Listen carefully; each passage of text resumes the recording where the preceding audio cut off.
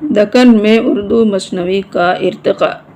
بہمنی سلطنت کے زوال کے بعد 5 خود مختار ریاستیں باقی رہ گئی تھیں۔ بیجاپور گولکنڈہ کی سلطنتیں اردو زبان اور ادب کی سرپرستی کے باعث لازوال شہرت حاصل کر چکی تھیں۔ یہاں کے حکمراں بذات خود علم و فضل اور شعراء و ادباء کے قدردان تھے۔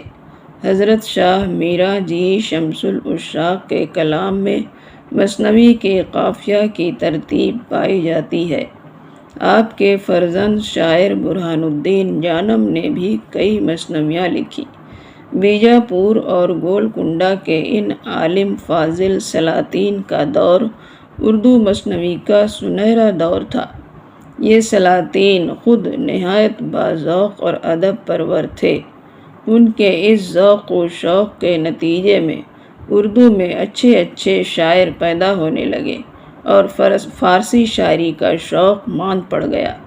اس زمانے میں شعراء کے جوش و خروش کی مثال کسی دوسرے دور میں مشکل سے ملے گی، جس میں انشا پردازوں کو باقاعدہ تربیت ملی اور طویل مثنویاں لکھی گئیں۔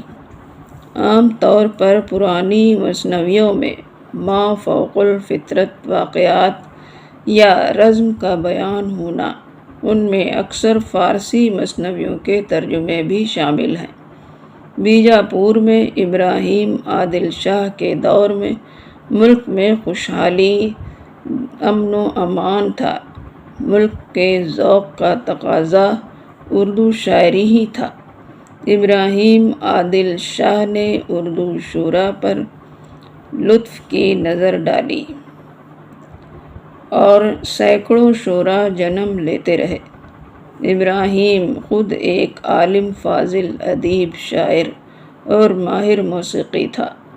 اس کے جانشین محمد علی کے زمانے میں بھی اردو شاعری کا ذوق معراج کمال کو پہنچ گیا تھا۔ شاہ ملک ہاشمی وغیرہ اس دور میں مسند الثبوت اساتذہ ہیں۔ گولکنڈہ کے ادبی ترقی محمد قلی کے عہد سے ہوئی۔ محمد قلی ایک پیدائشی شاعر تھا۔ وہ نہایت پرگو اور ذوق نظر اور لطف گویائی کا حامل تھا۔ اردو غزل کی ابتدا اسی نے کی۔ اس کے دور میں بہت سے شعراء منظر عام پر آنے لگے۔ اس کے دور کے شعراء کا نام اردو ادب میں احترام سے لیا جاتا ہے۔ ملا وجہی محمد قلی کا جانشین بھی اور اردو شاعری سے شغف رکھتا تھا۔ قطب شاہ کے بعد عبداللہ نے اردو شاعری میں نام کمایا اور قدیم اردو شاعری کو عروج کمال تک پہنچایا۔ غواصی اور ابن نشاطی جیسے شعراء اسی کے دور میں ہوئے۔ گولکنڈہ کے خاتمہ سے دکن کے علمی اور ادبی مرکزیت ختم ہو گئی۔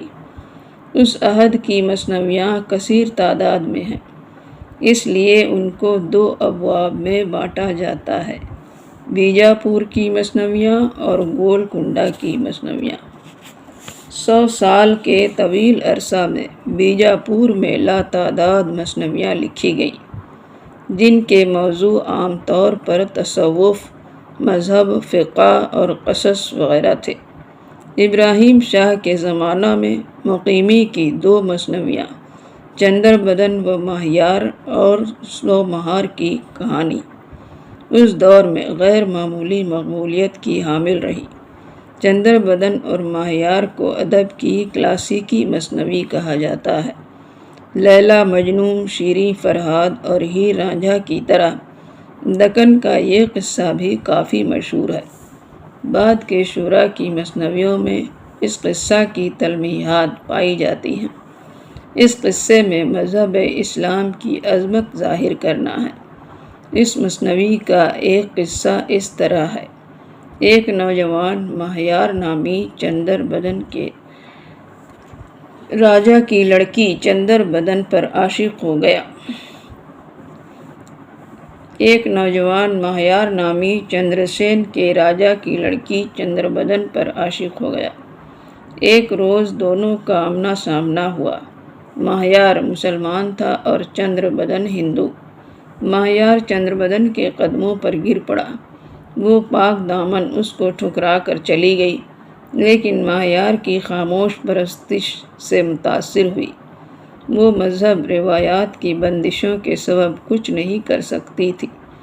ماہیار دیوانہ ہو جاتا ہے۔ وجے نگر کا راجا اس کو بلاتا ہے اور مدد کا وعدہ کرتا ہے، لیکن چندر بدن کے باپ کو یہ رشتہ کسی قیمت پر منظور نہیں۔ ناچار ماہیار جدائی کی تاب نہ لا کر جان دے دیتا ہے۔ جب اس کا جنازہ چندر بدن کے محل سے گزرتا ہے تو آگے بڑھنے کا نام نہیں لیتا۔ چندر بدن کو اس کی خبر ہوئی۔ اس پر اتنا اثر ہوا کہ فوراً غسل کیا، دل سے مذہب اسلام قبول کیا اور جا کر سو رہی۔ یہ خواب مرگ تھا۔ جنازہ آگے بڑھ گیا۔ جب قبر میں اتارنے کے لیے ماہیار کو تابوت سے نکالا گیا تو اس کی لاش کے ساتھ چندر بدن کی لاش بھی ہم آغوش تھی۔ عاشق و معشوق دونوں ہی ایک دوسرے سے اس طرح چمٹ گئے تھے کہ باوجود لاکھ کوشش کے کسی طرح جدا نہ ہو سکے، اور دونوں کو ایک ہی قبر میں دفن کیا گیا۔ مقیمی کے معاصرین کا ماننا ہے کہ بہرام و بانوے حسن ملتی ہے۔ اس میں بہرام اور حسن بانو کے عشق و محبت کی داستان بیان کی گئی ہے۔ اس دور میں صنعتی اور ملک خوش